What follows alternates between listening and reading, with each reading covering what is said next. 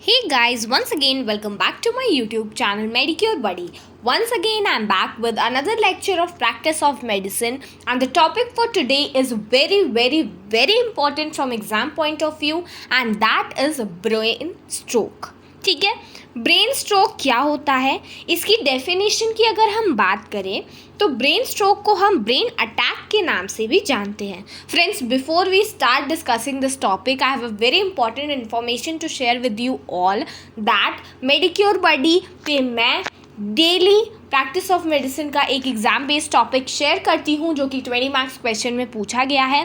So if you do not want to miss the upcoming updates, please subscribe to Medicure Buddy and also do check the playlist of practice of medicine. ठीक है, occurs when something blocks blood supply to the brain or when brain vessels burst. तो stroke क्या होता है? अगर किसी भी जगह प्रॉपर ब्लड सप्लाई, यहाँ पर हम ब्रेन स्ट्रोक की बात कर रहे हैं, तो ब्रेन में प्रॉपर ब्लड सप्लाई नहीं पहुँच पाती है तो वहाँ पर ब्रेन स्ट्रोक फॉर्म हो जाता है. ठीक है, तो यहाँ पर क्या लिखा है, ये कब होता है? अगर कोई ब्लड सप्लाई है ब्रेन की, वो प्रॉपर ब्लड को नहीं पहुँचा पा रही है तो ब्रेन में इश्चीमिया हो जाएगा, एंड इश्चीमिया होने के बाद ब्रेन का वो टिश्यू में डेथ होने की चांसेस बढ़ जाती है. वैसे ही अगर ब्रेन को सप्लाई करने वाली कोई ब्लड वेसल है वो रप्चर हो जाती है तो उसकी वजह से भी ब्रेन को क्या नहीं जाएगा, ब्लड सप्लाई नहीं जाएगी, ब्रेन सेल्स डेड हो सकती है और वहाँ पर भी ब्रेन स्ट्रोक फॉर्म हो जाएगा.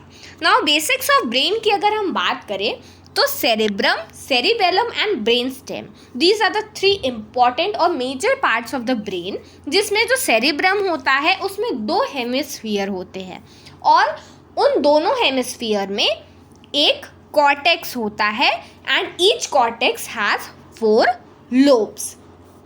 ठीक है, those lobes are frontal, parietal, temporal and occipital. अभी हम लेटर ऑन इन सारे लोब्स के फंक्शन भी डिस्कस करेंगे. Moving on to cerebellum.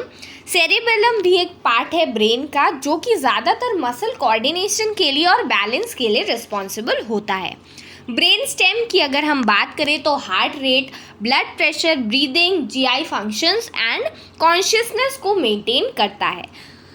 Now आप ये सोच रहे होगे कि मैं आपको बेसिक्स ऑफ ब्रेन क्यों बता रही हूँ, बिकॉज जब ब्रेन स्ट्रोक में प्रॉपर ब्लड नहीं पहुँच पाता है ब्रेन के किसी भी पार्ट में तो वो पार्ट क्या हो जाएगा, डेड हो जाएगा. नाउ उस पार्ट के डेड हो जाने की वजह से सर्टेन फंक्शंस जो होते हैं वो ब्लॉक हो जाते हैं and they are solely dependent on the part of area of the brain that is involved. इसीलिए आपको ये जानना बहुत ज़रूरी है कि कौन से ब्रेन के एरिया का क्या फंक्शन होता है. Now moving on to discussing the functions of different lobes. First one is frontal lobe जो कि मूवमेंट के लिए रिस्पॉन्सिबल होता है. जो पैराइटल लोब्स होते हैं ये सेंसरी इन्फॉर्मेशन को कन्वे करते हैं. एंड टेम्पोरल लोब्स की अगर हम बात करें सो बेसिकली वो कान के पास होते हैं. So they are responsible for hearing, smell, memory, languages and facial recognition. ठीक है, तो these are the functions of different lobes that you need to keep in mind. Now one by one let's discuss the part of stroke और the types of strokes. जिसमें first है ischaemic, मतलब जिसमें blood properly नहीं पहुंच पा रहा है ड्यू टू सम क्लॉट और समथिंग. और नेक्स्ट वाला हम पढ़ेंगे हीमरेजिक स्ट्रोक. सो इश्चीमिक स्ट्रोक क्या होता है? Occurs mainly due to endothelial cell dysfunction. Damage become site for atherosclerosis, plaque formation takes place. ठीक है, तो यहाँ क्या हो रहा है, बेसिकली एथेरोस्क्लेरोसिस या फिर कोई एम्बोलिज्म, कोई थ्रोम्बाई इसका इम्पॉर्टेंट कारण है जिसकी वजह से जो ब्रेन की वेसल है, blood vessel which is internal carotid artery और मिडिल सेरिब्रल आर्टरी, वहाँ पर कोई प्लेक फॉर्मेशन हो जा रहा है और उसकी वजह से प्रॉपर ब्लड ब्रेन तक नहीं पहुँच पा रहा है. Stroke occurs when there is sudden and complete blockage of the artery. अचानक से अगर आर्टरी की ब्लॉकेज हो गई तो ब्रेन के उस एरिया को ब्लड सप्लाई नहीं मिलेगी एंड ब्रेन स्ट्रोक अकर हो जाएगा। इसके कॉजेज जैसे कि मैंने आपको बताया, थ्रोम्बोसिस हो सकती है, ठीक है, या फिर एम्बोलिज्म की वजह से भी, मतलब अगर एक कहीं पे क्लॉट था और वो ब्रेक होके कहीं दूसरी जगह पर गया और वहाँ पर भी उसने उस आर्टरी को क्लॉग कर लिया, सो ये रिस्पॉन्सिबल होता है आर्टरी के ब्लॉकेज के लिए एंड फाइनली इस्चीमिक स्ट्रोक जो है ये अकर हो जाता है। Now there are certain types of ischaemic stroke. The first one being lacunar stroke. यहाँ पर क्या होती है, जो मिडिल सेरिब्रल आर्टरी जिसके बारे में अभी हमने पढ़ा था, उसकी जब डीप ब्रांचेस इन्वॉल्व हो जाती हैं जो कि बेसल गैंग्लिया को सप्लाई करती है, तो उसकी वजह से लैकुनार स्ट्रोक अकर हो जाता है, ठीक है। लैकुना क्या होता है, एक स्पेस होता है। सो वहाँ पर अगर एक एरिया, सर्टेन एरिया में स्ट्रोक हो रहा है, so we call it lacunar stroke, और उस वजह से वहाँ पर ब्लड नहीं गया, वो एरिया ब्रेन का डैमेज हो गया और वो cyst like appearance, lacuna like appearance देता है। That is why we call it lacunar stroke. Symptoms की अगर हम बात करें तो इस्चीमिक स्ट्रोक में जो सिम्टम्स हैं, these are due to the area of brain involved, ठीक है। तो अगर anterior middle cerebral artery involve हो रही है तो सडनली मसल बहुत वीक फील करने लगेगी पेशेंट की।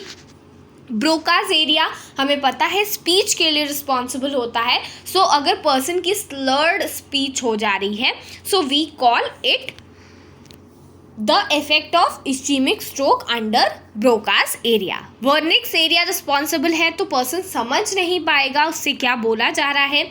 अगर पोस्टीरियर सेरिब्रल आर्टरी का स्ट्रोक है तो विजन रिस्पॉन्सिबल होता है and other symptoms like facial drooping, arm weakness, speech difficulty और time to get help quickly. अगर ये सारे सिम्टम्स देखने को मिल रहे हैं, स्पीच डिफ़िकल्टी या फेशियल ड्रूपिंग, तो हमें पर्सन को जल्दी से जल्दी हेल्प, दैट मीन्स कोई भी उसका मैनेजमेंट करना होगा। डायग्नोसिस की अगर हम बात करें तो we can go for CT scan, we can go for MRI, angiography can also be done, जिससे हमें पता चलेगा कि जो थ्रोम्बाई है वो कैसा है, कहाँ है, ठीक है। ट्रीटमेंट करने के लिए क्या हो रहा है, ब्रेन में प्रॉपर ब्लड सप्लाई नहीं पहुंच पा रही है, so we will have to reestablish the blood flow ASAP, that means as soon as possible.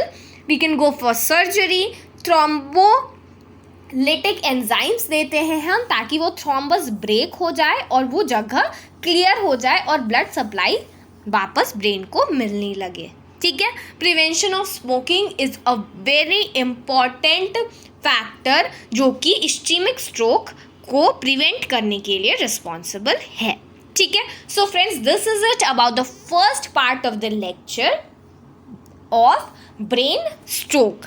In the next lecture we will be discussing the second part, that is hemorrhagic stroke. So if you do not want to miss the upcoming updates, please it will just take a second, subscribe to Medicure Buddy and hit the bell icon so you do not miss the upcoming updates. Thank you.